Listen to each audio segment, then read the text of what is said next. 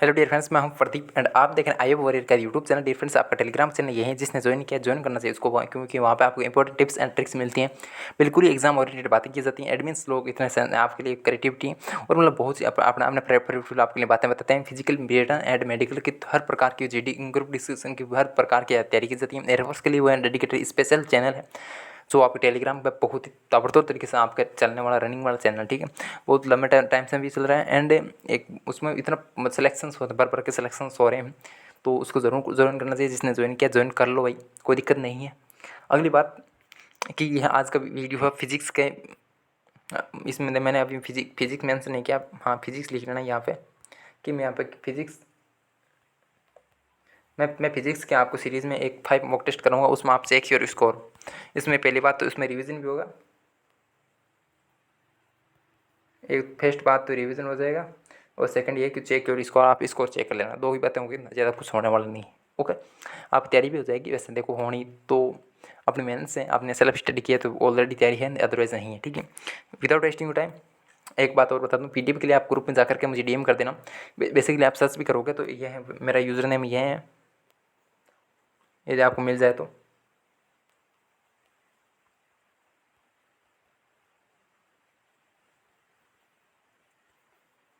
PRATHOD, ठीक है। और यदि नहीं सर्च कर पा रहे हो तो कोई दिक्कत नहीं है, मुझे जा करके मैसेज कर देना, ठीक है। तो स्टार्ट करते हैं आज का फर्स्ट क्वेश्चन। आप स्क्रीन पे देखो, यह पहला क्वेश्चन है और पहला क्वेश्चन आपकी स्क्रीन पे आप मुझे खुद आंसर देना कि इसमें बताया गया कि यदि दो द्रव्यमान के बीच की दूरी को आप 2 टाइम्स कर देते हैं तो उनके बीच में गुरुत्वाकर्षण ग्रेविटेशन फोर्स कितना होगा। तो इसका ग्रेविटेशन फोर्स का फॉर्मूला होता है F बराबर होता है Gm1m2 अपन क्या, तो आर स्क्वायर होता है, ठीक है। तो यदि मैं इसको, इसमें बोला है कि 2 टाइम्स कर दिया जाए तो मुझे बताओ कि फोर्स कितना हो जाएगा। 4 टाइम्स हो जाएगा, ठीक है। तो ये इसका आंसर होने वाला, ठीक है। ओके, नेक्स्ट क्वेश्चन आपके स्क्रीन पे, यदि ध्वनि की किस, हाँ सॉरी, साउंड है वो किस मीडियम में ज़्यादा ट्रेवल करता है, मतलब स्पीड सबसे ज़्यादा किस मीडियम में रहती है। तो आपको भी सी बात है क्लियर होना चाहिए। सेकंड क्वेश्चन था उसमें होता है सॉलिड, ठीक है। तो सॉलिड में सबसे ज़्यादा होते हैं सॉलिड में, फिर ठीक है, फिर होता है लिक्विड में, और फिर होता है सॉलिड, लिक्विड एंड फिर गैस आता है, ठीक है। क्लियर। नेक्स्ट क्वेश्चन आपकी स्क्रीन पे, तो यही क्वेश्चन थोड़ा सा मतलब ज़्यादा नहीं, बिल्कुल हल्का सा मैंने थोड़ा सा घुमा करके सेलेक्ट किया है। तो SW आपके लिए, क्योंकि यदि इजी मैंने करवा दी, टफ भी करवा दिया तो आप बोलोगे इजी ही थे सब, इसलिए टफ है वो आपके लिए होमवर्क है, मान के चलना, ठीक है। टफ है नहीं बट आपके लिए टफ है, तो मैं उनको फिर मैं ग्रुप में करवा दूंगा, ठीक है। कोई दिक्कत नहीं, या आप बोल देना कि नेक्स्ट में करवा दे तो नेक्स्ट में करा दिए जाएंगे, उसके हेडेक मत लेना। बट आपके लिए SW में नहीं दूंगा तो आप खुद बोलोगे कि भाई ने तो इजी करवा दिया सब, इसलिए आपकी गुर्दे फेफड़े खोलना ज़रूरी है। अगला है, ज़मीन से यदि 20 मीटर की ऊंचाई पर रखे 10 kg मास की स्थिर वस्तु में कितनी ऊर्जा एनर्जी होनी चाहिए, कितनी एनर्जी होगी। जी की इक्वैल्यू ये दी गई है। मुझे बताओ कि अब यदि इस हाइट और यह ग्राउंड है और ये इसके बीच की हाइट दी गई है कितनी भाई, हाइट दी गई है 20 मीटर और मास दिए गए हैं यहाँ पे m है, वो उसकी वैल्यू दी गई है 10 और g की वैल्यू भी दी गई है 10। मुझे बताओ कि उस पर एनर्जी कौन सी होगी, उसमें होगी पोटेंशियल एनर्जी, पी पोटेंशियल होगी, वो इसका फॉर्मूला होता है mgh, ठीक है। m की वैल्यू कितनी है, 10 है, m की वैल्यू 10 है, g ये 10 है, ये 20 है, 1 2 3, तो 2 एंड 2 10⁻3। अब इस 10⁻3 होती है, इसको बोला जाता है किलो, इसको बोला जाता है किलो। तो ये कितना हो गया, 2 किलो जूल, ठीक है। तो ये इसका आंसर होगा, ना ये ना ये ना ये उसका आंसर होने वाला है, ठीक है। नेक्स्ट, तो ये कौन सा क्वेश्चन था, ये थर्ड था ना, हाँ ये फोर्थ है और ये फिफ्थ, सॉरी हाँ ये फिफ्थ है। अगला क्वेश्चन है, दो छोटे छोटे आवेशित गोले जिन पर यदि मैं एक कुलम ये चार्ज ये दिए गए, सेकंड चार्ज ये हैं, जिनको 30 सेंटीमीटर की दूरी पर डिस्टेंस पर रखा गया, तो दोनों के बीच में बल कितना लगेगा। इसमें एफ का एक फॉर्मूला होता है, वो होता है K Q1Q2/R², ठीक है। अब मैं इसमें K की आपको पता नहीं होगी, इसको मतलब 9 इंटू ये 2 इंटू 3, फिर मान लेते हैं 10⁻⁻⁷, 14 है वो इसकी क्या पावर हो जाएगी, ठीक है, 10 की। अगला है 3 इंटू 10⁻⁻²। इसमें यदि मैं 3 से, एक 3 तो कट गया होगा, इतना मानते हैं। इस तरीके से ये 3 कट गया, ये 0 है तो इसमें -1 ले लूँगा, और -1 जा करके यहाँ पर प्लस हो जाएगी, तो कितने हो जाएगी 10⁻10⁻, कितने में जाएगी ऊपर भाई, यहाँ यदि माइनस का यहाँ, तो यहाँ पर जब मान लो प्लस का बन जाएगी 10⁻, ऊपर प्लस की बन जाएगी 10, और उसमें उसमें फिर जा करके 10⁻⁻, कितने 14 है, तो कहीं ना कहीं 10⁻⁻4 आएगा। तो इसमें ना इसमें ना इसमें ना इसमें इसमें, तो ये इसका आंसर होने वाला है। बाकी आप सॉल्व कर लेना, यही इसका आंसर आएगा, ठीक है, कोई दिक्कत नहीं है। नेक्स्ट क्वेश्चन आप स्क्रीन पे, एक कार का आरंभ में विराम से गति नियत त्वरण के साथ एक सरल रेखा में अनुदिश 4 सेकंड में 20 मीटर की गति करती है, तो कुछ कार का त्वरण क्या होगा। इसमें सेकंड इक्वेशन लगेगी। सेकंड इक्वेशन से आप देखोगे कि हाँ, एस बराबर में होता है 1/2 जी टी स्क्वायर, हाँ सॉरी ए टी स्क्वायर, हाँ। तो आपको ए निकालना है, तो एक हो जाएगा 2s अपॉन टी, हाँ सॉरी आप टाइम तो दिए गए, हाँ, तो टी स्क्वायर, ठीक है। इसमें आप वैल्यू रख के आपका आंसर फाइंड आउट कर लेना, कोई दिक्कत नहीं है। मैं भी टाइम वेस्ट क्यों करूँगा आपका और मेरा। सिक्स क्वेश्चन था 7। इसमें बोला गया कि आवेश है, मतलब जिसका आवेश की वैल्यू कितने के, चार्ज की ई दी गई है, और मास उसका एम दिए गए हैं, उस मास एम दिए गए हैं। एक कण एक चुंबकीय क्षेत्र में v वेलोसिटी से कण के गति के लंबवत प्रवेश करता है, तो उसकी त्रिज्या में उसकी रेडियस दी गई है, तो यह लंबवत प्रवेश करता है, मतलब ये क्या सर्कुलर मोशन हो रहा है, ठीक है। यदि ये सर्कुलर मोशन हो रहा है, तो उसमें बोला कि r बराबर क्या होगा, और r बराबर क्या होता है mv/q भी होता है। अब q क्या चार्ज है, b क्या है मैग्नेटिक फील्ड है। अब हम रट रखा है, तो नहीं तो फिर ये आंसर होना, नहीं है। ओके। जब प्रकाश एक माध्यम से दूसरे माध्यम जाता है, तो उसमें बोला गया है कि यदि वह कौन सा क्या होता है, अपवर्तन होता है, परावर्तन होता है, दोनों होते हैं, या इनमें से कोई नहीं, तो उसमें अपवर्तन या परावर्तन, अपवर्तन होता है, ठीक है। नेक्स्ट क्वेश्चन आपकी स्क्रीन पे, यदि एक ही पदार्थ के समान दो लंबाई की दो तारों की जिसकी रेडियस का रेशियो दी गई है, और उन्हें समान फोर्स से यदि खींचा जाता है, तो लंबाई में वृद्धि का अनुपात क्या होगा। इसमें देखो एफ बराबर होता है एफ बराबर होता है एल, हाँ सॉरी एक सेकंड वेट करिए, हाँ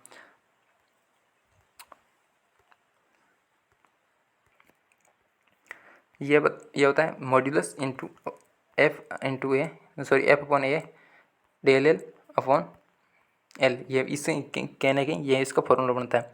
अब आपने गलत तरीके से याद रखा है, मैं तो इस प्रकार से याद कर रखा था, ठीक। ओके। अब इसमें देखो फोर्स सेम है, और ये भी एक पदार्थ है तो सेम है, और लेंथ इसकी समान दी गई है। अब इन दोनों का खेल है, तो डेल एल कहीं ना कहीं व्युत्क्रमानुपाती है एरिया के, और एरिया मुझे बताओ कि कहीं ना कहीं r स्क्वायर के समानुपाती है। अब यदि एरिया का यदि ये 2:1 है, तो इनका पहले स्क्वायर कर लो, 4:1 आएगा, ठीक है, 4:1 बनेगा। और अब इसको बोला गया कि मतलब ये क्या है, कहीं ना कहीं व्युत्क्रमानुपाती है, तो इसको फिर घुमा दो तो 1:4 बनेगा। ये आंसर इसका करेक्ट आंसर होगा। अगला, प्रत्यास्थ गुणा की विमा किसके बराबर होती है, क्या बल के बराबर होती है, नहीं तो वो तो प्रत्यास्थ विमा की F/A होता है, तो ना इसके होगा ना इसके, ठीक है। अगला क्वेश्चन आपकी स्क्रीन पे 11 नंबर क्वेश्चन है। एक्स अक्ष पर 3 पिंड रखे गए हैं, ठीक है, और 3 है, वो तो कितना है 3 × 0 बनेगा, फिर प्लस में फिर 40 सेंटीमीटर पर 500 ग्राम है, प्लस में 70 मीटर पर ये कितना है 400 है, ठीक है। इनको मल्टीप्लाई कराना कितना आएगा 20 सॉरी हाँ 20 एंड 102030, तो 20 × 10⁻³ प्लस में इसको इसे मल्टीप्लाई करना कि 28 × 10⁻³ 10⁻³ 1 मिनट कॉमन लेना, 1 मिनट, और इसमें नीचे पता है आपको डिवाइड किससे करवाया जाएगा। ये 300 ग्राम है, ये 500 ग्राम है, ये 400 ग्राम है, ठीक है। इनको ऐड करना कितना 12 तो बन रहा है, हाँ 12 ही बन रहा है, ठीक है। अब इनको ऐड करिएगा तो 20 + 10 48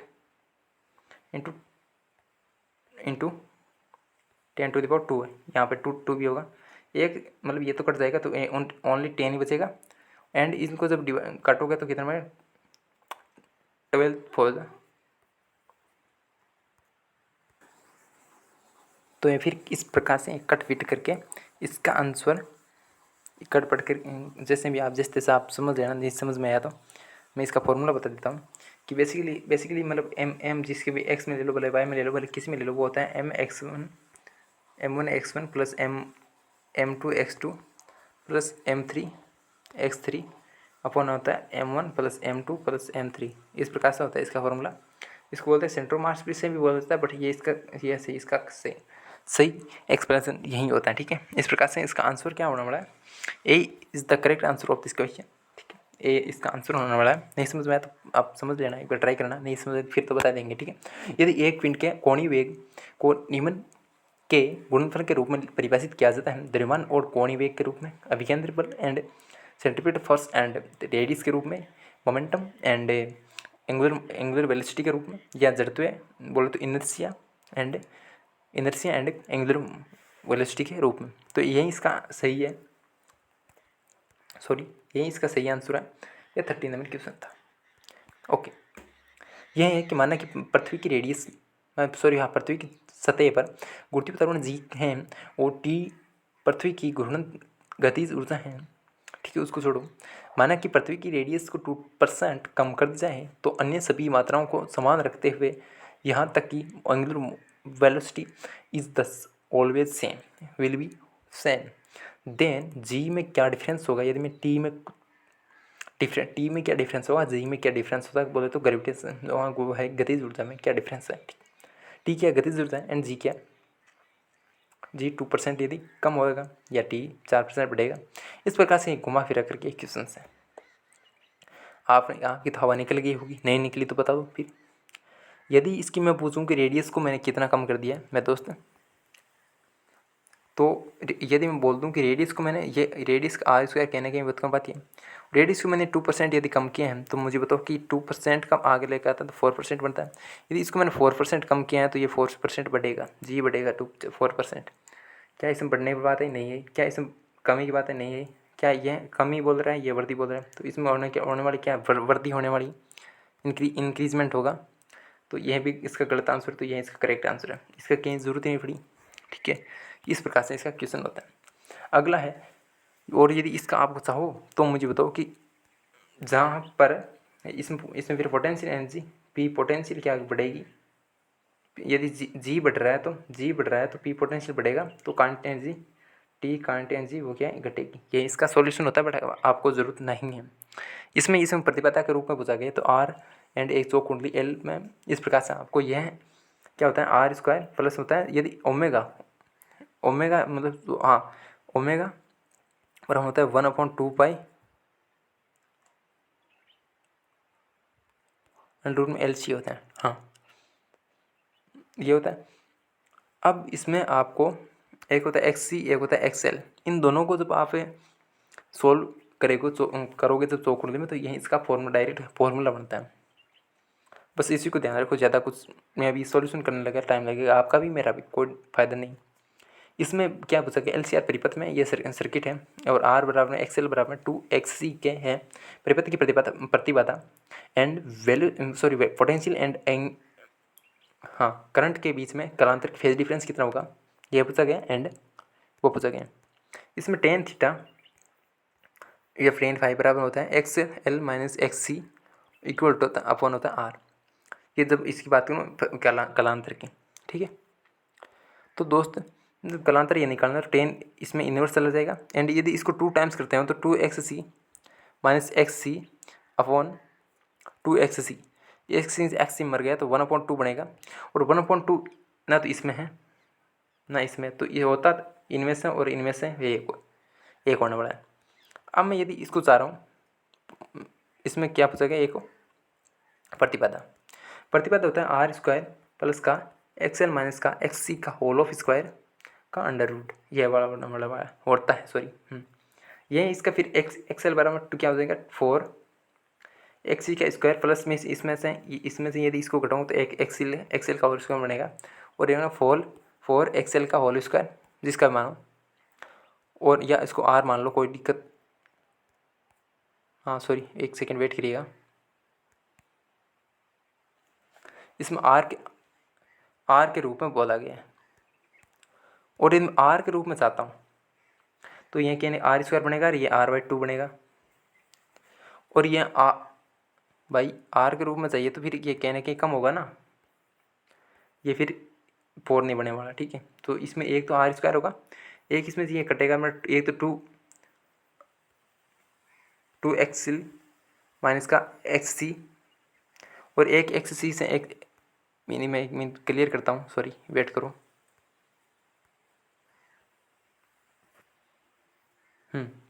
ओके गुड। हाँ तो यदि मैं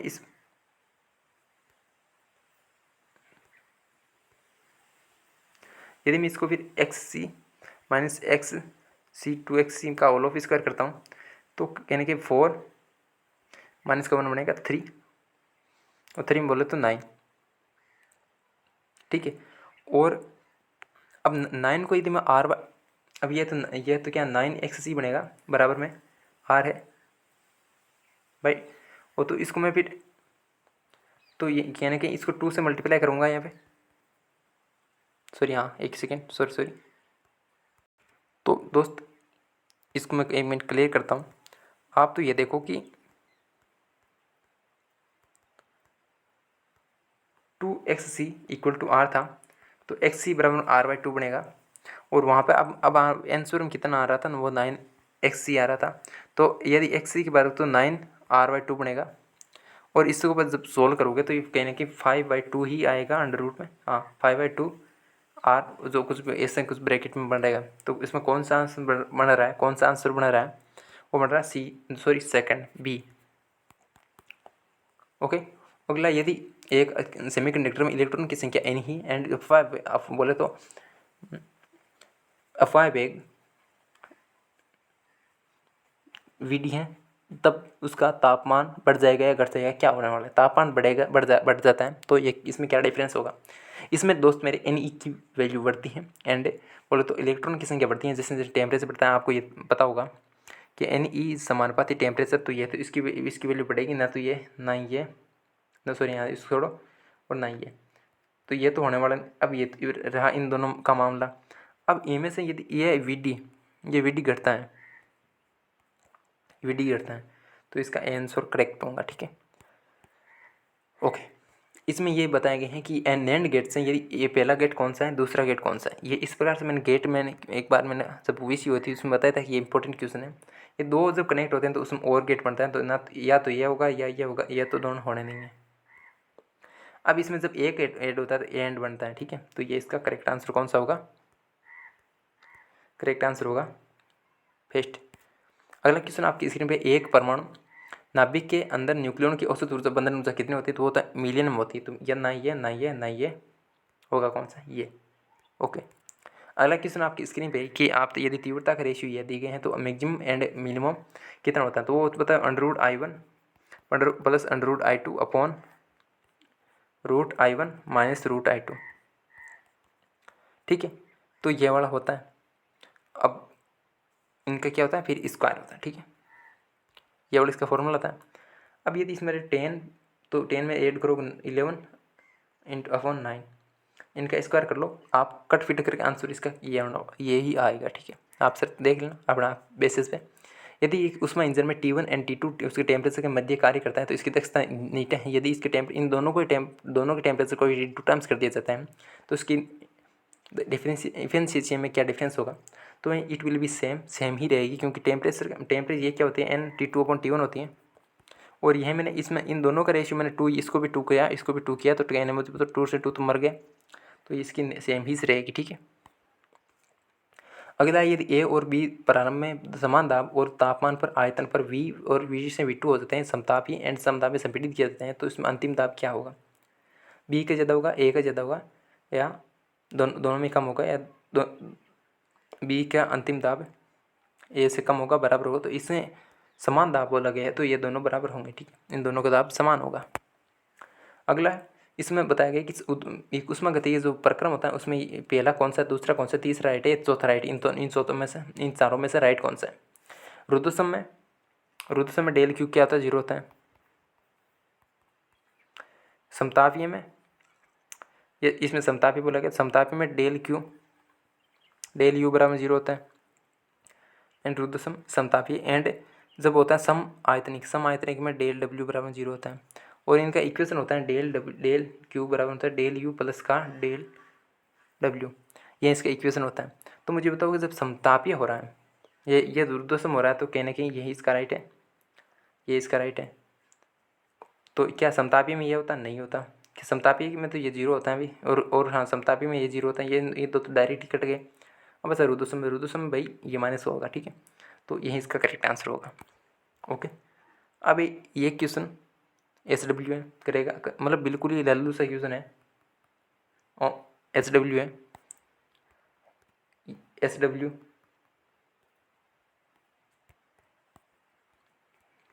और ये है SW। 4 क्वेश्चन SW के हैं और चारों के चारों का आंसर देना आपको कमेंट में। ओके, बाकी देखने के लिए आपको थैंक यू एंड जय हिंद। बाकी कोई भी दिक्कत हो, कोई समस्या हो तो मुझे जाकर के यहाँ इस यूजर नेम मैसेज कर देना, कोई समस्या नहीं होने वाली मेरे एंड से। तो फिर भी आपको दिक्कत हो तो मुझे बोल देना। और चेक स्कोर, हमने स्कोर चेक कर लिया होगा कितना आपका स्कोर बन रहा है। तो thank you for watching this video. हाँ, एक बात कमेंट में ये ज़रूर बोलना, पिछली बार भी मैंने बोला था, आपने ऐसा किया नहीं, करना यार, अच्छा लगता है। वीडियो कैसा लगा उसको कमेंट में बताना। एंड जिस तरह से भी वीडियो लगा उसको एक तो अपना सजेशन देना कि क्या मुझे इम्प्रूवमेंट करना है इस वीडियो में। एंड एक ये इम्प्रूवमेंट, मुझे ये सजेशन देना क्या ये वीडियो रेगुलर, मतलब जहाँ तक आपके एग्ज़ाम हो तो उसको रेगुलर रखें। एंड आप कितना आपके स्कोर आपने गेन किया ये भी बताना है। एंड इनके आंसर बताना, इन चारों ये जो 4 टास्क दिए, एक अपना स्कोर बताना, एक अपना आंसर बताना, एक हमें ये सजेशन देना क्या इंप्रूवमेंट करना है, एक ये वीडियो कैसा लगा। ये चारों बातें आपको मुझे कमेंट में बोलनी है। बाकी देखो मेरी हंड से कोई कमी है तो उसके लिए मैं sorry, I am really sorry. बहुत टाइम बाद मैंने वीडियो बनाया और उतना बोले तो मेरे पास ऐसा भी कुछ है नहीं कि साधन कि मैं अभी आपको बिल्कुल डेवलप करके आप चल लग जाऊँ, या टाइम नहीं है, ठीक है। तो thank you for watching this video and जय हिंद एवरीवन, थैंक यू।